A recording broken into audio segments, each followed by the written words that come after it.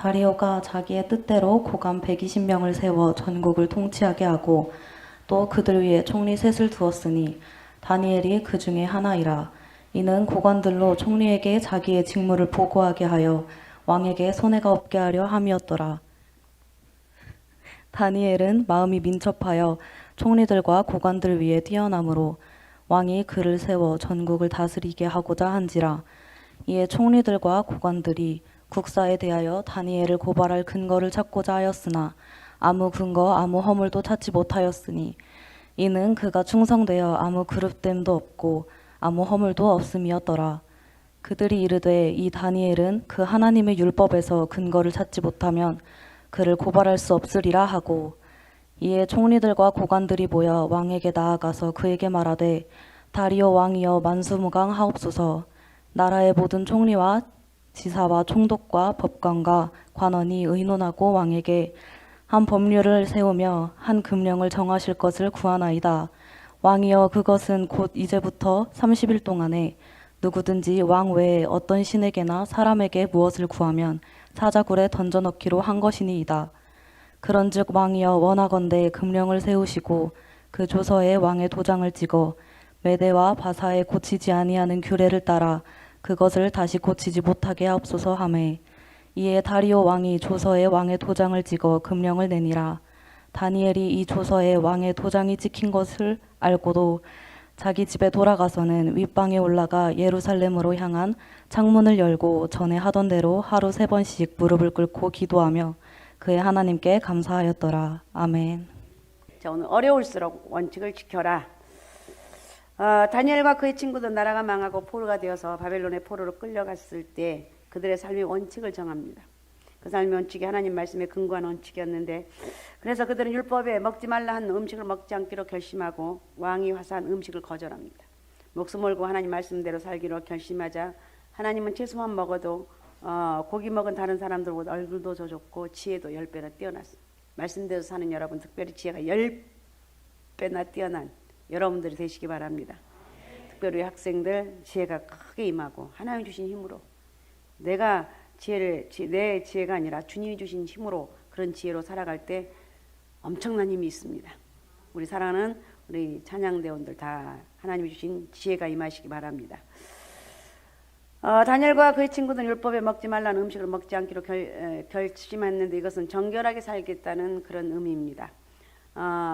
그 외에 몇 가지 원칙이 있었는데 그 원칙은 다니엘서 3장에 보면 우상에 절하지 않겠다는 원칙입니다.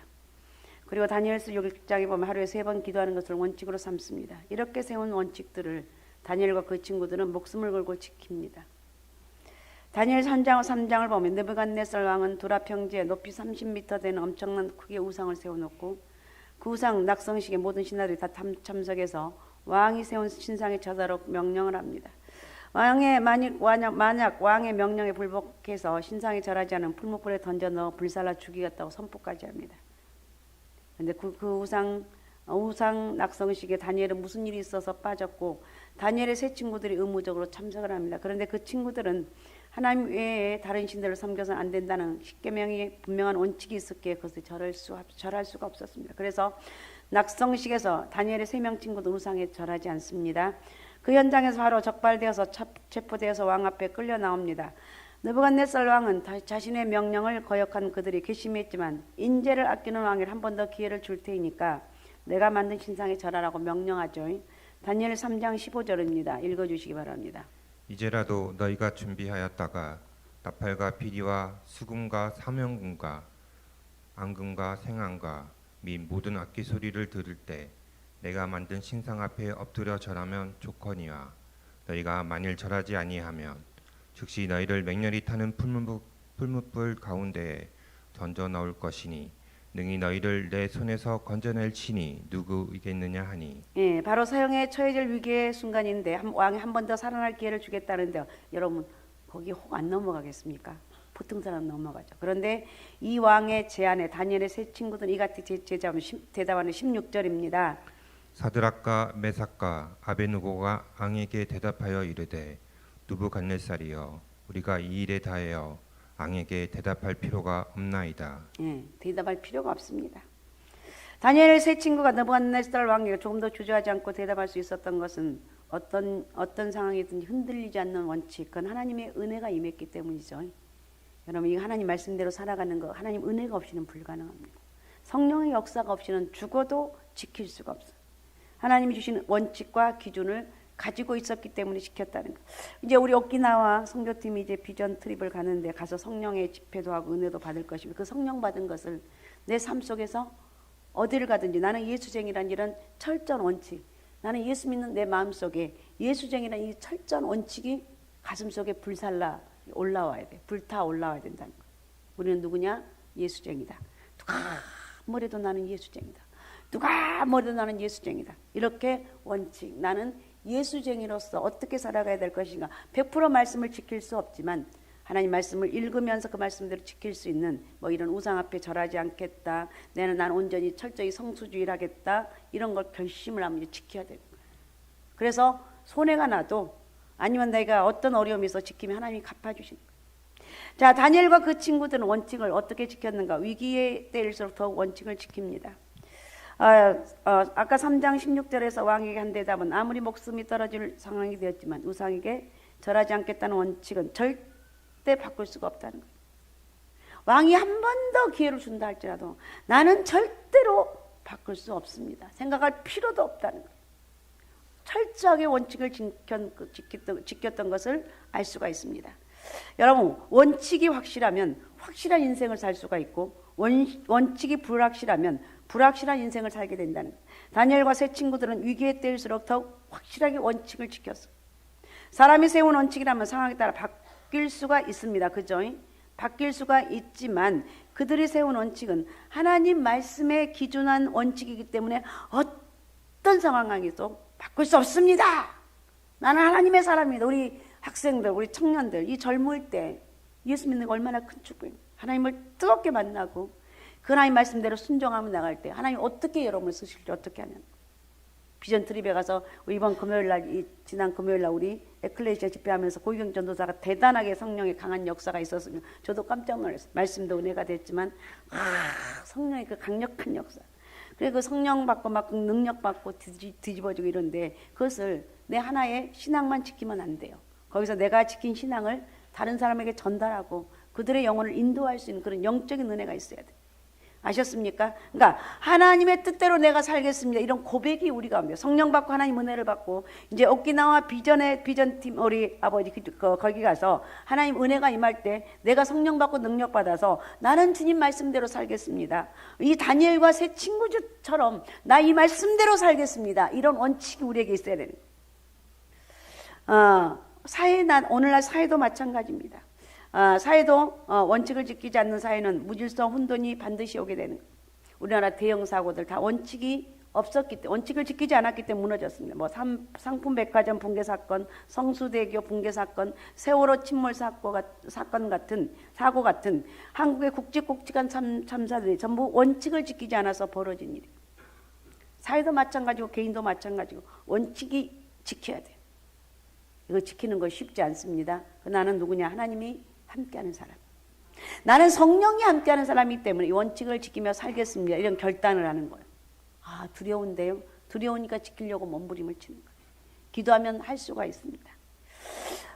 예를 하나 들면 미국의 제약회사에서 일어난 일인데 어떤 부인이 그 회사 품질 관리 검사관으로 근무하고 있었습니다. 그녀의 남편은 신학교에서 공부하고 있었고 부인이 생계와 남편 학비까지 책임지고 있었습니다. 그녀가 근무하던 중 어느 날 어떤 약품이 오염되어 있어서 불합격 통지를 하고 상사에 보고하였습니다. 그러나 상부에서 그 약품을 재생산하려면 얼마나 돈이 더 들어가는가 계산해보고 그녀에게 압력을 가합니다. 그냥 그 약품을 합격시켜주고 출하라는 명령입니다. 그녀는 그 약품이 성분이 오염되어서 합격품으로 처리할 수 없다고 고집을 합니다. 그러자 회사 사장이 그녀를 불렀습니다. 며칠 여유를 줄 테니 그 안에 합격 사인을 해라. 만약에 사인하지 않으면 회고하겠다고 협박합니다. 그녀는 고민도 되었습니다. 자기가 해고되면 생활도 어려워지지만 남편 신학 공부도 더 이상 할 수 없었기 때문입니다. 하지만 기도하고 그녀는 사인을 거부합니다. 결국 그녀는 해고되고 말았습니다. 당장 어려움이 오고 말았습니다. 그런데 몇 달 후에 다시 복직이 되었습니다. 왜 그랬습니까? 어떻게? 약품 검사 자격증을 가진 그녀가 사인을 하지 않았기 때문에 결국 제품은 다시 생산해서 출고하였는데, 그로 인해서 늦게 약품을 받은 병원에서 클레임, 손해배상 제기를 했고, 그 회사 이사진에서 그 사실을 알고 조사를 해보니까 그녀가 오염된 제품에 사인을 하지 않아서 일어난 일이었고, 그로 인해서 해고된 것까지 알고 그 회사 사장을 회고하고 그녀는 다시 복직시켜 줍니다. 더 높은 보수로 복직시켜 주셨어요. 원칙을 지키는 사람은 하나님이 지켜주십니다. 그래서 우리가 결단해야 될 때가 있습니다. 항상 그러는 거 아닌데 너무 힘든 결단이 돼. 그럴 때 말씀을 생각하면서 내가 어떤 쪽으로 가야 될 것인가, 내가 어떻게 해야지 하나님 보시기에 이거 정당한 것인가를 생각하면서, 요즘 많이 원칙들이 흐트러져 있습니다. 그러나 우리는 이 원칙을, 어떨 때 내가 갈등하는 부분들이 어쩔 땐 그 원칙을 지켜야 될 때가 있다는 거예요. 그럴 때 지키라는 거예요. 그 다음에 위기 때 타협하지 않고 원칙을 지킵니다. 다니엘 6장에 보면, 다니엘의 경우를 보면 다니엘은 하루 3번씩 기도하는 원칙을 세웠습니다. 그런데 하루 3번 정해진 시간에 기도하되 반드시 예루살렘 쪽 창문을 열고 예루살렘 쪽을 향해서 기도합니다. 그 이유는 예루살렘은 성전이 있는 곳이에요. 지금은 성전이 불타고 없어졌지만 성전이 있던 그곳을 향해서 기도하는 것이 다니엘이 지킨 기도의 원칙이었습니다. 굳이 성전을 짓고 성전 낙성식에서 굳이 성전이 있던 장소를 향해서 창문을 열고 기도했는데, 그것은 솔로몬이 성전을 짓고 성전 낙성식에서 이렇게 기도했기 때문인데, 열왕기상 8장 46절에서 50절을 읽어주시기 바랍니다. 범죄하지 아니하는 사람이 없사오니 그들이 주께 범죄함으로 주께서 그들에게 진노하사 그들을 적국에게 넘기심에 적국이 그들을 사로잡아 언근을 막론하고 적국의 땅으로 끌려간 후에 그들이 사로잡혀간 땅에서 스스로 깨닫고 그 사로잡은 자의 땅에서 돌이켜 주께 간구하기를 우리가 범죄하여 반역을 행하며 악을 지었나이다 하며 자기를 사로잡아간 적국의 땅에서 온 마음과 온 뜻으로 주께 돌아와서 주께서 그들의 조상들에게 주신 땅 곧 주께서 택하신 성읍과 내가 주의 이름을 위하여 건축한 성전이 있는 쪽을 향하여 주께 기도하거든 주는 계신 곳 하늘에서 그들의 기도와 간구를 들으시고 그들의 일을 돌아보시오며 주께 범죄한 백성을 용서하시며 주께 범한 그 모든 허물을 사하시고 그들을 사로잡아 간 자 앞에서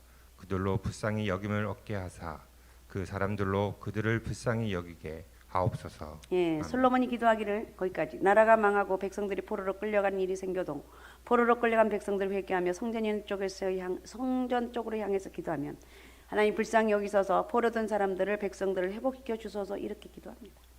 그래서 다니엘은 솔로몬의 그 기도를 기억하고 매일 3번씩 예루살렘 성전이 있던 곳에 향해서 기도하는 것이었습니다. 그러면 다니엘의 기도 내용까지는 충분히 짐작할 수가 있습니다. 다니엘의 기도는 하나님 우리 민족을 불쌍히 여기셔서 포로 생활을 끝나게 하옵소서, 이런 기도를 했지 않겠습니까? 그래서 다니엘은 민족의 해방을 위해서 하루 3번씩 예루살렘 쪽 창문을 열고 기도했습니다. 그 기도는 다니엘 일평생 계속된 기도입니다. 즉 다니엘의 삶의 원칙, 신앙용어로 쉬지 말고 기도하라. 쉬지 않고 하루에 3번 기도의 원칙을 평생 동안 지켜온 다니엘입니다. 그런데 그 원칙 때문에 큰 위기에 빠지죠. 다니엘이 다리오 왕의 큰 신임을 받아 왕이 더 크게 쓰고자 하자 다른 신하들이 다니엘을 시기합니다. 이 시기는 엄청나게 무서운 것입니다. 다니엘을 무너뜨릴 흉계를 세우는데 그들이 다니엘이 하루 3번씩 예루살렘 쪽을 향해서 기도한다는 것을 이용합니다. 그래서 다니엘의 정적들은 왕을 꼬드겨서 특별법을 만들었습니다. 그 특별법은 왕의 어떤 신이나 사람의 기도하면 왕을 무시하는 자로 간주해서 사자굴에 던져서 사형시킨다는 특별법입니다. 그 법은 계속 시행되는 법이 아니라 한 달간만 시행하는 법이었습니다. 특별법. 그 법은 사실상 다니엘을 집어넣기 위한 특별법이었습니다. 다니엘은 자기가 없는 동안 그 법이 발효된 것을 알았습니다. 다니엘은 그 법이 자기를 겨냥한 법이라는 것도 누구보다도 잘 알았습니다.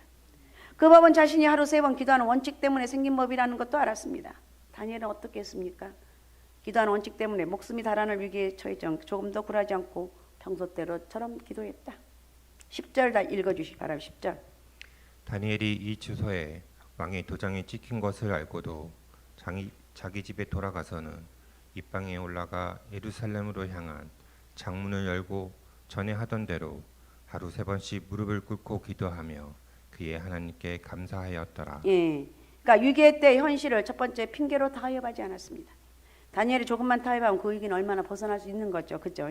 어떤 타협이 가능합니까? 첫 번째 한 달간 특별법이기에 한 달만 기도하면 된다. 기도 안 하면 된다. 다니엘은 그렇게 하지 않았습니다.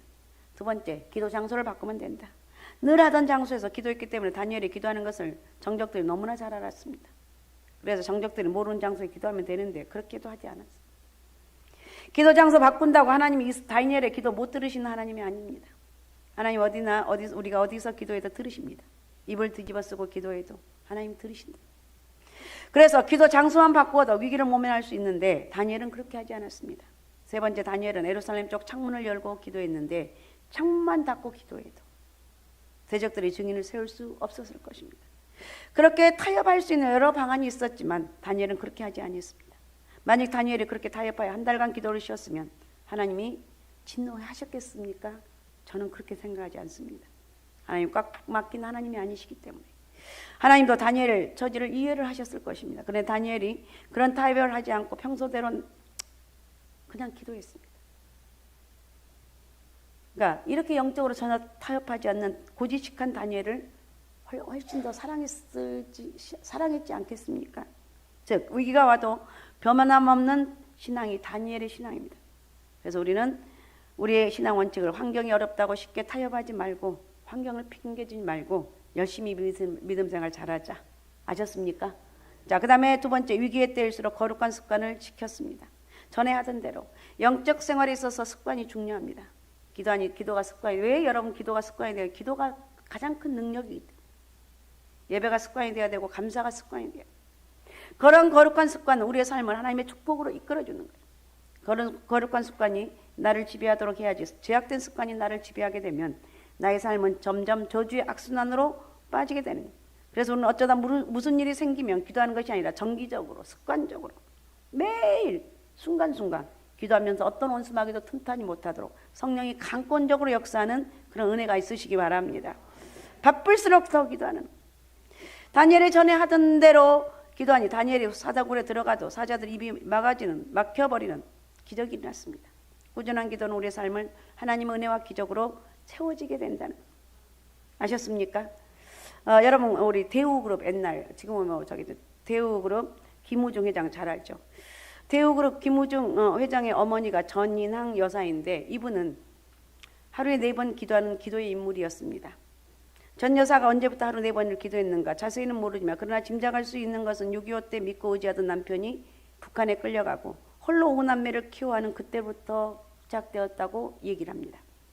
그렇게 하루 3번도 아니고 4번씩 기도하면서 자녀들을 키웠습니다. 그 결과 장남 김관중 그 장남은 대창기업 회장을 지냈고 둘째 아들 김덕중은 아주대 총장과 교육부 장관을 지냈고 셋째 김우중 우리 너무 잘 아는 사람이죠. 대우그룹 회장이었고 네 번째 김석중 배터리 회사로 유명한 델코 회장을 지냈고 딸 김영숙은 서울대 교수와 결혼했습니다. 가만히 보면 5남매 모두 성공한 사람들인데 그 성공의 근원은 어머니가 매일 4번의 기도한 결과라는 거예요.